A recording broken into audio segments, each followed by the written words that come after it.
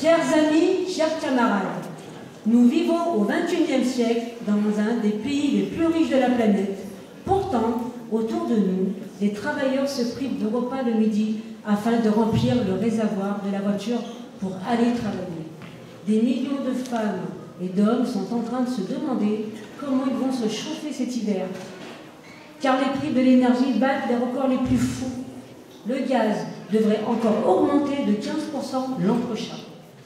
Et ce n'est pas le nouveau chèque énergie annoncé de 100 ou 200 € qui va résoudre le problème. C'est tous les mois qu'il faut bien plus que ça. Nous ne voulons pas des aides pour payer le chauffage ou l'alimentation. Nous voulons que nos salaires, nos pensions, nos allocations soient suffisants pour vivre dignement et suivre les hausses des prix.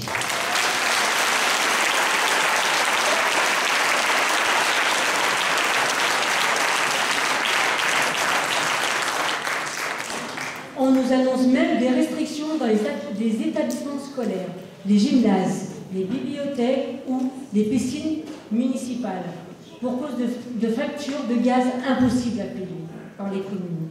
Cette semaine, c'est l'Université de Strasbourg qui vient d'annoncer 2 semaines de fermeture supplémentaires cet hiver à cause de la facture de l'électricité. Partout dans les médias, on nous explique que c'est une fatalité, que c'est un changement d'époque, qu'il faut s'habituer et faire des sacrifices. Macron a même osé annoncer sans aucune honte la fin de l'abondance. Comme si ces hausses des prix étaient un phénomène naturel. Mais elles sont les résultats de la spéculation. D'ailleurs, elles avaient commencé avant la guerre en Ukraine. Les capitalistes du pétrole et du gaz sont en train d'accumuler des fortunes grâce à ce véritable racket sur les classes populaires.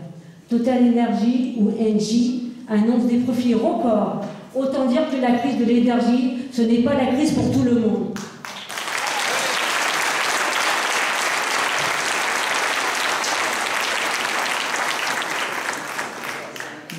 Dans l'alimentaire aussi, la spéculation va bon train. Alors que les récoltes de blé ont eu lieu bien avant la guerre en Ukraine, le prix du blé a flambé, aggravant brutalement les conditions de vie de millions de femmes et d'hommes au Maghreb et en Afrique. 200 millions de personnes souffrent de la faim dans le monde. Les entreprises, quant à elles, sont confrontées à des hausses des prix de leurs matières premières, peuvent augmenter leur prix de vente et elles ne s'en privent pas. Les salariés, eux, fabriquent donc des produits qui sont vendus plus cher, mais par un salaire bloqué. C'est une forme qui prend la lutte des classes aujourd'hui. La bourgeoisie s'accapare La bourgeoisie s'accapare une part de plus en plus grande la richesse produite. Avec plus de 72 milliards d'euros de profit sur les 6 premiers mois de l'année, les entreprises du CAC 40 se portent parfaitement bien. ST Micron, Stellantis, Dassault, ArcelorMittal. Même Saint-Gobain, qui est en train de fermer l'usine de Savoie réfractaire à Vénissieux, annonce une hausse de sa profitabilité. Il n'y a aucune fatalité à cette situation. C'est une question de rapport de force. Il y a un mécontentement sur les salaires qui peut se transformer en colère. Des grèves pour les salaires éclatent dans plusieurs entreprises. Cette semaine, c'est Arkema Pierre Bénite que des travailleurs se sont mobilisés, revendiquant 200 € d'augmentation de salaire et une prime de 6 000 €. D'autre part, plusieurs syndicats appellent à une journée de grève interprofessionnelle le 29 septembre, jeudi prochain. Ce sera aussi une occasion d'exprimer cette colère, de montrer qu'une partie de la classe ouvrière n'est pas résignée et se prépare à relever la tête. Le monde du travail qui fait tourner toute la société doit mettre en avant ses exigences. Les salaires, les pensions, les allocations doivent être indexés sur l'inflation. Ils doivent augmenter en fonction des hausses réelles des prix.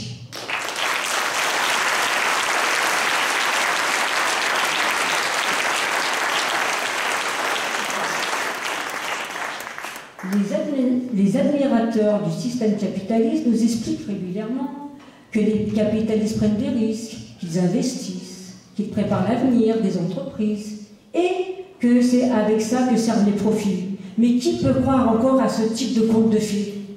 Prenons l'exemple de l'électricité. Voilà qu'on nous prépare à des coupures d'électricité pour cet hiver.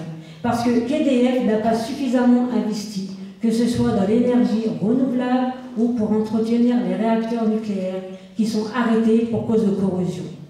Comme toute entreprise capitaliste, EDF n'a visé que la rentabilité, les profits, en réduisant le personnel, en développant la sous-traitance en cascade et la précarité. Elle a servi de vache à lait pour créer artificiellement des concurrents privés qui font gagner du fric à leurs actionnaires. À présent, les capitalistes demandent à l'État de relancer les investissements nécessaires. Sur la question de l'eau, c'est pareil. Il y a eu la sécheresse cet été et, avec l'évolution du climat, cela risque de s'aggraver. Il y a eu des restrictions d'eau, mais le réseau de distribution est tellement mal entretenu que les experts estiment que 20% de l'eau se perd dans les canalisations. Il faut dire que les réseaux d'eau sont entre les mains de boîtes privées, comme Veolia, Suez, et qui se sont largement enrichis. Mais maintenant, il faudrait investir pour remettre en état le réseau vétus. Et il demande aux collectivités locales de mettre la main à la poche. C'est ça le capitalisme. Les propriétaires des usines, des moyens de transport, des banques dirigent toute l'économie. Ils décident ce qui est produit et où. Ils décident de nos vies, de nos salaires, de nos conditions de travail, des embauches. Tout est organisé dans un unique but. Accumuler des profits à court terme. Le parasitisme ne connaît pas de limite. Résultat, leur système entier n'en finit pas de s'enfoncer dans le chaos. Crise économique, crise climatique, menace de guerre, crise énergétique. Pourtant, la société n'a jamais été aussi riche, n'a jamais eu autant de moyens techniques, scientifiques, humains pour s'attaquer aux problèmes de l'humanité. La crise économique s'aggrave, intensifie les rivalités entre les grandes entreprises pour se partager les marchés, pour accéder aux matières premières. Cette concurrence se prolonge dans des guerres partout sur la planète, comme celle qui ensanglante en ce moment l'Ukraine. Ces guerres permettent aux prises de dictateur Poutine qui n'hésite pas à creuser un fossé de sang entre les populations russes et ukrainiennes et les puissances impérialistes menées par les États-Unis. Ceux-ci profitent de cette guerre pour affaiblir la Russie.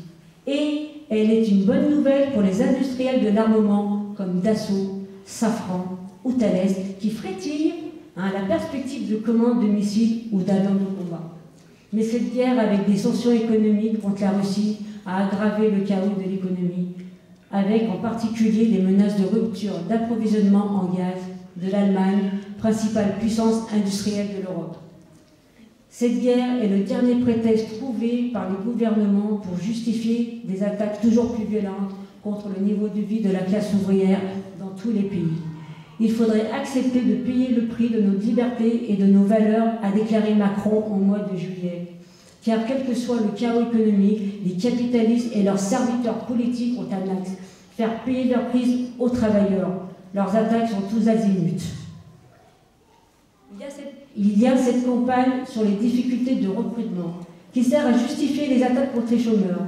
Il y a un an, le montant des indemnités avait déjà été baissé et les conditions pour les toucher ont été durcies. À tel point que seuls 36% des travailleurs au chômage sont indemnisés. Mais le MEDEF exige que ça aille encore plus loin. Le gouvernement et certains conseils départementaux, comme l'Ardèche, évoquent l'idée d'obliger ceux qui touchent le RSA à travailler 10 heures par semaine. Mais s'ils ont du travail pour ceux qui sont au RSA, pourquoi ne pas les embaucher avec un vrai salaire ?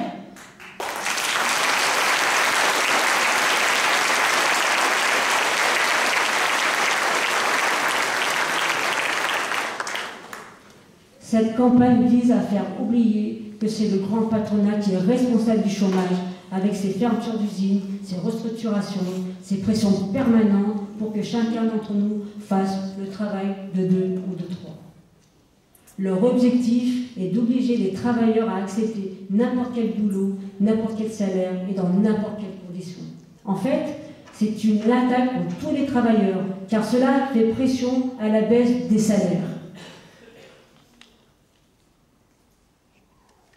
Macron a annoncé aussi, cette semaine, sa volonté de réformer les retraites. Il n'y a aucune urgence. Mais, comme chacun de ses prédécesseurs depuis 30 ans, Il veut réduire la part des richesses qui revient aux retraités.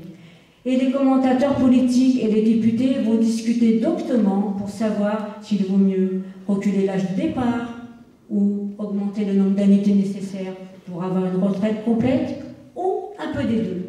En gros, vous préférez qu'on vous coupe un bras, une jambe ou un peu des deux.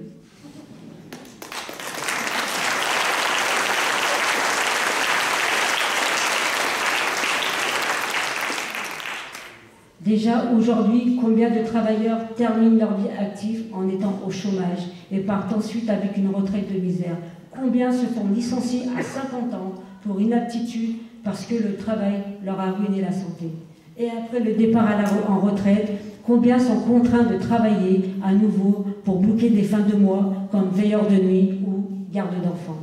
En fait, ces énièmes réformes visent à encore et toujours des économies sur le dos des travailleurs pour dégager, comme ils le disent, des marges de manœuvre budgétaires, c'est-à-dire pour verser des cadeaux aux grands patronats.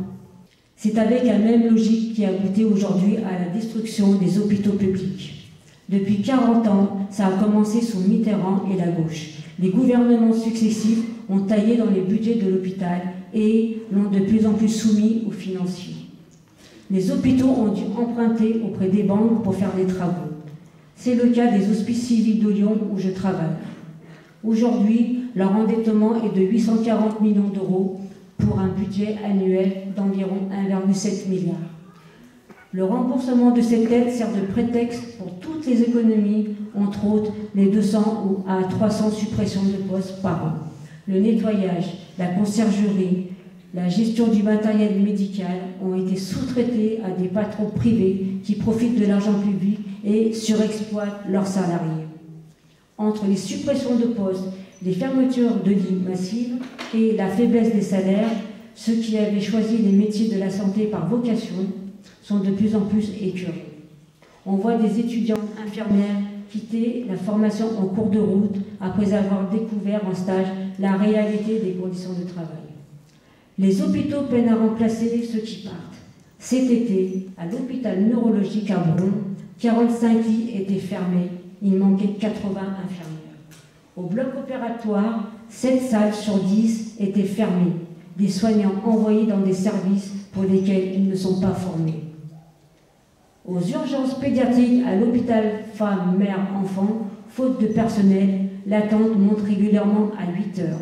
Une éternité pour des parents inquiets pour leur enfant malade. Les brancardiers, les soignants reviennent régulièrement sur leur repos. Cet été, une secrétaire est même venue dépanner pour servir les repas, tant la tension est grande. Le système de santé en ruine ne repose plus que sur les dévouements et la responsabilité des travailleurs. Pendant ce temps, les financiers encaissent les intérêts de la dette et les secteurs les plus rentables de la santé sont passés aux cliniques privées et viennent arrondir les bénéfices de grands groupes comme la multinationale Ramsay. Cela devient invraisemblable dans tous les domaines qui concernent notre vie. La soif de profit du capital fait des ravages. Il est urgent de renverser cette organisation sociale.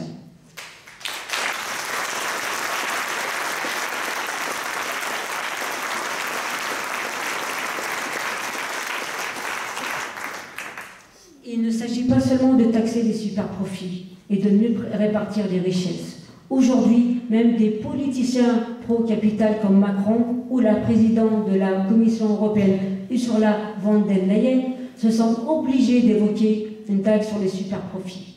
Tellement est révoltant le décalage entre les sacrifices imposés aux travailleurs et ces fameux superprofits des groupes pétroliers ou gaziers. Même si une taxe venait à exister et si elle était ensuite réellement appliquée, ce qui est loin d'être sûr, elle ne résoudrait pas le fond du problème, car elle ne met pas fin à la dictature qu'exerce la minorité de possédants sur toute la société. On peut parier qu'elle servira à verser de nouvelles subventions aux capitalistes à financer à leur place les investissements nécessaires. Ce qui est vital, c'est de contester le pouvoir de ce grand patronat, c'est de réorganiser complètement l'économie en fonction des besoins. La force qui est capable de la faire, c'est la classe ouvrière, c'est le monde du travail, à condition de s'organiser et de prendre le pouvoir.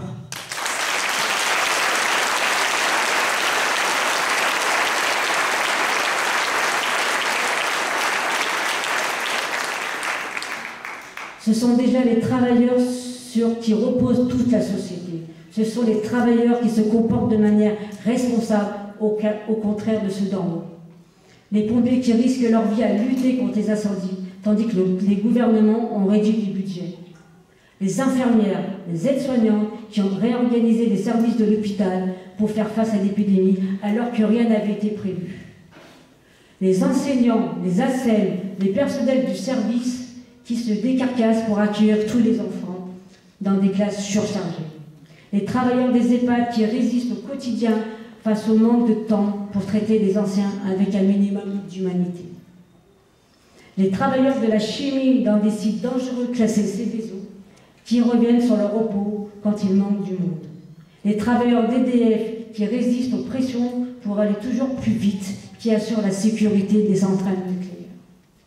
Tous ensemble, nous sommes une seule classe ouvrière. Malgré ceux qui cherchent à nous diviser selon les origines, la religion, les papiers, le sexe, le statut, c'est sur nous que repose la société. Collectivement,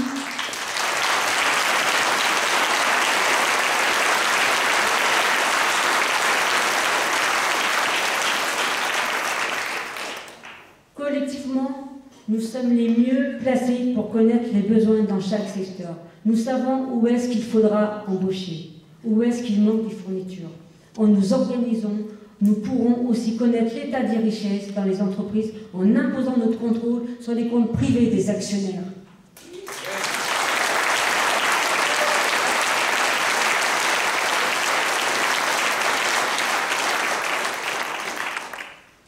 Les dirigeants craignent notre force, car ils savent que leur système peut provoquer des explosions sociales à tout moment. Regardez les grèves pour les salaires en Grande-Bretagne, des mobilisations jamais vues depuis 40 ans, malgré toutes les lois anti-grève possibles. Regardez en Iran, où les ayatollahs font régner leurs lois réactionnaires depuis 40 ans, en réprimant férocement tous leurs opposants. Et bien là, la colère vient d'exploser après le meurtre barbare d'une jeune femme par la police et des morts chargées de contrôler si les femmes sont correctement voilées. Parfois, la colère est telle qu'elle passe par-dessus la peur de la répression.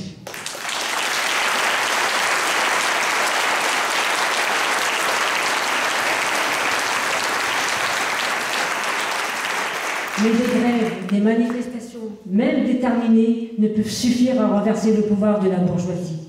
De multiples faux amis se tiennent prêts à proposer leurs services pour un ravalement de façade du capitalisme.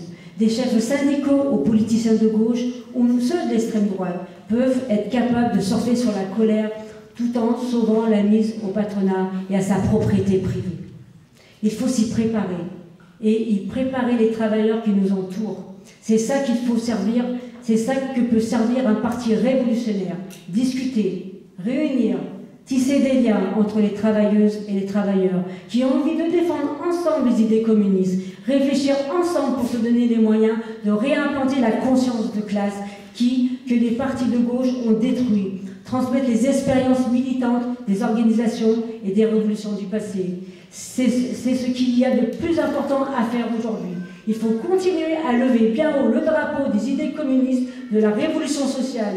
Il faut convaincre qu'avec les travailleurs au pouvoir, il y a un autre avenir possible pour l'humanité. Un avenir sans inégalité, sans exploitation, sans frontières, une société communiste.